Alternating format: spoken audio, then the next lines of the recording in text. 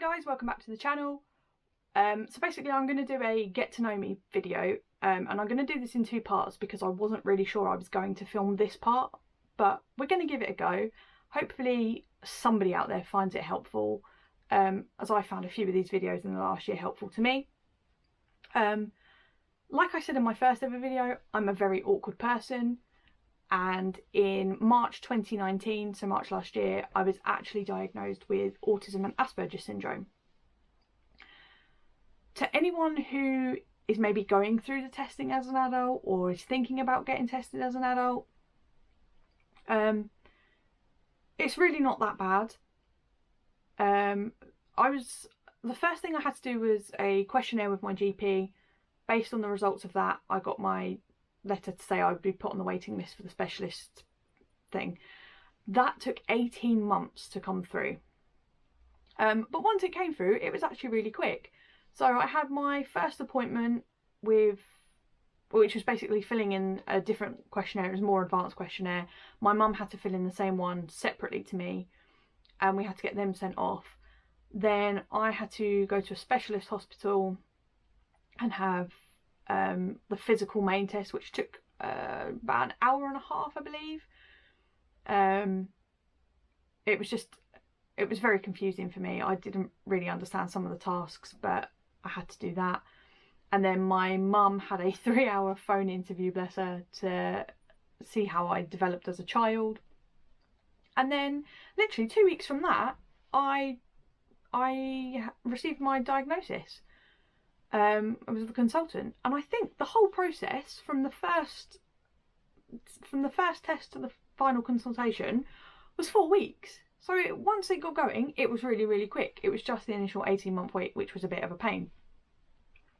But when I got the diagnosis, I took my mum, obviously, and she just sat in the consultation room, and as soon as he'd said it, she went, "Well, that's nothing we didn't expect."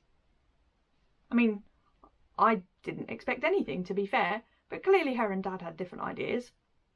And then it turns out that they had actually had concerns from very many years, basically from when I was a child, but they weren't really bothered about getting me testing because to them I was who I was and they didn't need somebody to tell them. It was only when I started working for the company that I currently work for that they requested the testing, so I had it done and I got my results. I say a lot, I do apologise. It's a comfortable thing. So, living with autism, I mean, it doesn't really affect my day-to-day that much. I'm actually quite lucky that I am able to do what I want to do within my life. So I've met lots of people who are non-verbal, who aren't capable of living their life without a carer, who can't budget their own money, and I've met people who get really, really excited that they touch people. I am one of these people who is a little bit afraid of those people, and I know that sounds really bad, but one of my things is that I don't like to be touched. And I've seen quite a few people get really excited and they go to touch, and you just kind of step back, because I'm really not comfortable with people touching me. But other than that, it doesn't really affect my day-to-day life. I still do. It doesn't define me, and I will still do the things that I want to do in life. For example, in 2018, I wanted to go to New York Comic Con by myself. And I flew to New York by myself, and it was a little bit of a disaster, I'm not going to lie. So obviously, one of my things is I have to plan everything. I can't do things spontaneously. So for several months beforehand, as soon as I got my tickets, I planned everything. I did my maps, I did where I was eating, I did my budget, I did everything basically. And the flight there was fantastic. Got on the plane okay, got off the plane okay, and then the problems started to arise. So I arrived at my hotel, it was midnight New York time, which was about 5 AM British time. for them to tell me that there had been an incident and they no longer had space for me. So basically they put me in a taxi and sent me to their sister hotel, which turns out was the Empire Hotel.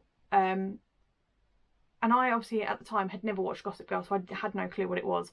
But now I'm actually really grateful that they did put me there, because it was Chuck Bass's hotel and it's actually quite exciting. But at the time, arriving at midnight on my own, being shoved into a taxi, I'd never been into a New York taxi before. That was an experience in itself, really. But I got to this hotel, checked in, and just sat there in disbelief at what had just happened.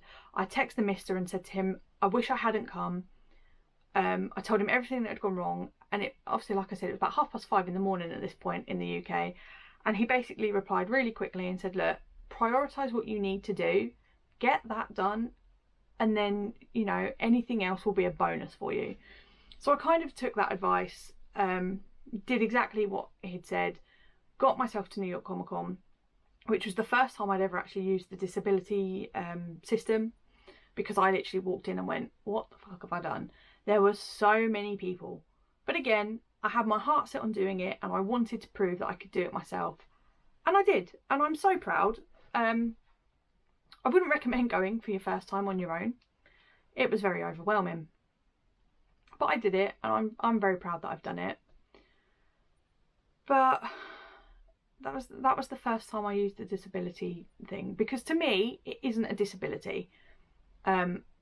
It doesn't really affect my day-to-day life that much. I hold a full-time job. I work roughly 50 hours a week, and I'm grateful for that, because I really wouldn't know what I would do without work. Obviously I need to work to earn the money for the things that I like to do. But I do have a few questions from people. I won't tell you who's asked them, because I don't want to embarrass them or anything like that, or put them on the spot as people that have asked questions. So the first question I've been asked is there anything you would consider a benefit about having autism opposed to people without autism? Now, I actually found this really, really tough to answer.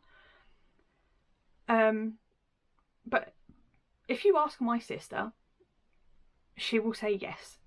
Because we went to Florida in September. It was for my mum's birthday. And obviously, Americans in September decide to celebrate Halloween. It was busy. Everywhere, busy. So we did end up using the disability pass, because obviously I don't like to be touched. And I don't know what it is about parents who allow their children to run up and down a queue line and just bump into people. I can't deal with that. So we did use the disability system in place, and it was fantastic. It meant that we got a return time to go back to rides. So we didn't have to wait in the line. We literally just went through the exit with the return time, and we got on the rides really quickly. That for me was an absolute godsend, because it meant I didn't have to spend hours in a line full of people bumping past you, people trying to push in, kids running up and down. It's just a stressful situation that I didn't have to partake in.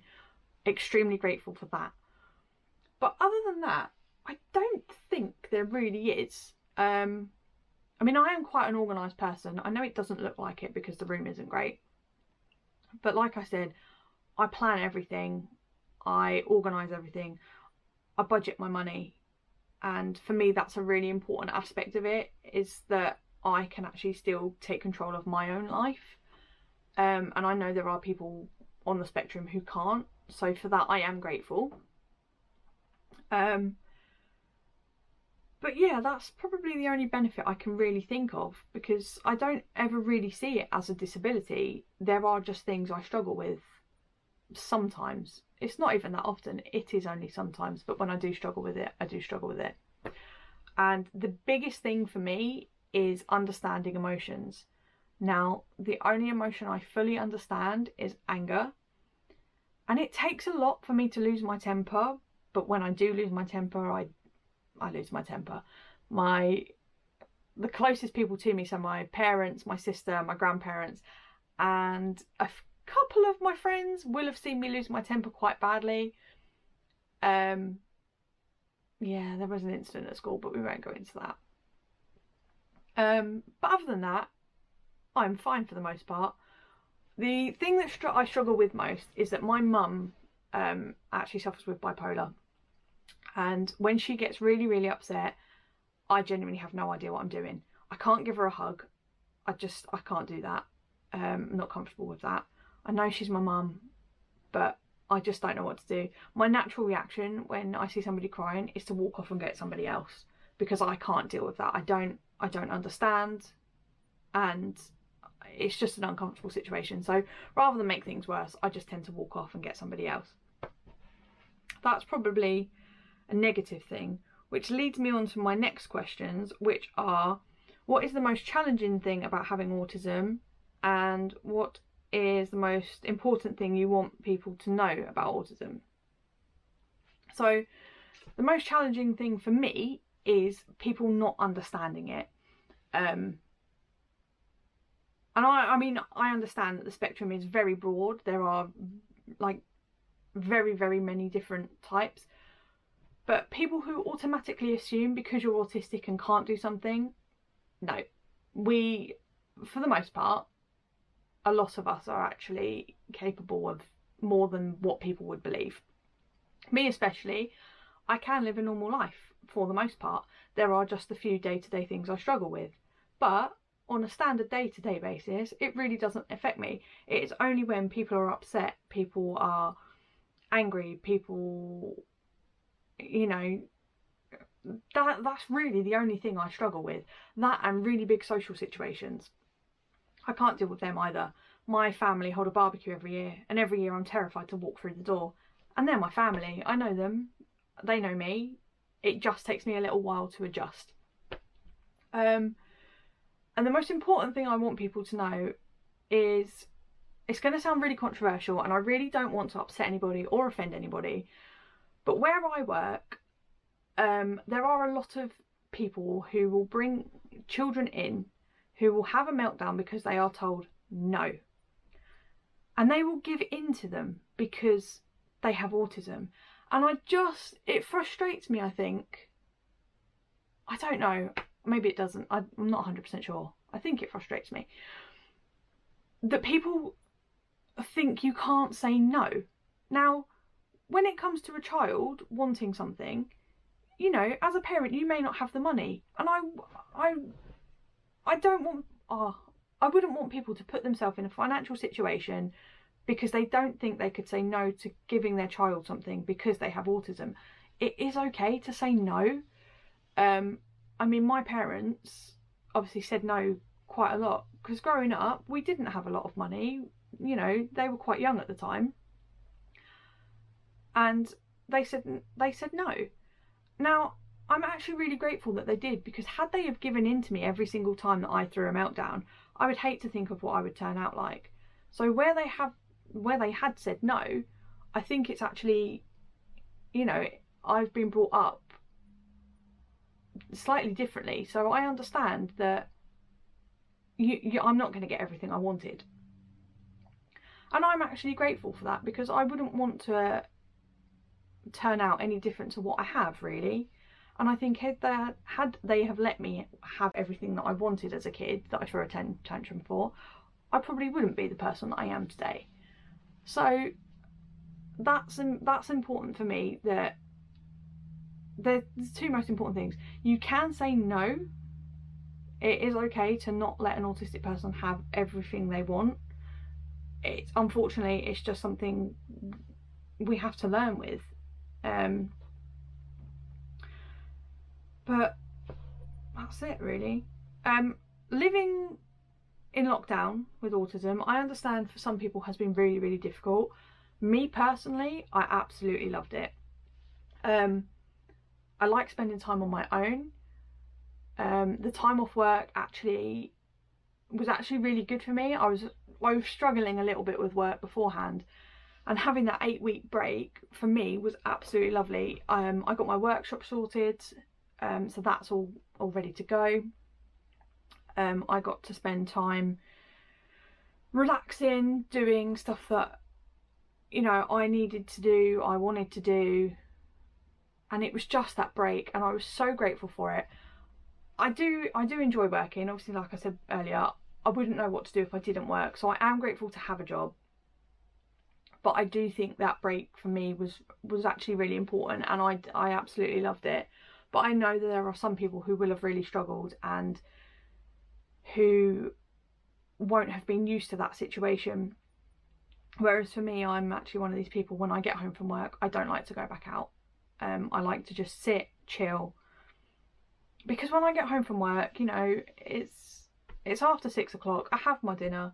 I don't really want to be going out unless it's absolutely really important. I just like the time to myself. So the 8-week break that I had from work was amazing and I loved it. But I know people who have really struggled, and that's okay too, because I think it's going to be a learning curve for everybody else. The thing I've struggled with going back to work is that everything now is different. So there are social distancing measures in place that we have to abide by. It's, you know, it's one-way systems that are put in place around the shopping centre where I work. It's normally we have a full shop and we're now having to limit customers, and you know, I struggle with that, but not for the most part. It's just because it's change, and I don't do very well with change. But as a whole, the situation for me hasn't been too bad. I have, you know, I've come out of it okay. Yeah, I don't really know what else to say. I'm apologising if this hasn't really been very helpful at all to anybody. I'm not very good at this. I'm still learning how to do everything. But if you do have any comments or any questions, please comment below and I will do my best to answer it. Obviously, like I've said, I do find answering some questions a little bit difficult. I promise I will answer them. It may just take me a little bit of time because I might actually have to think about it a little bit more. But that is my life with ASD. And yeah, I hope it's not put anybody off. And yeah, anybody has any questions, literally just comment below. It doesn't even have to be to do with ASD. It can just be anything, because I will be doing another video of just a get to know me Q&A. I just wanted to get this one out of the way first because I think this might needed explaining as to why I'm such an awkward person.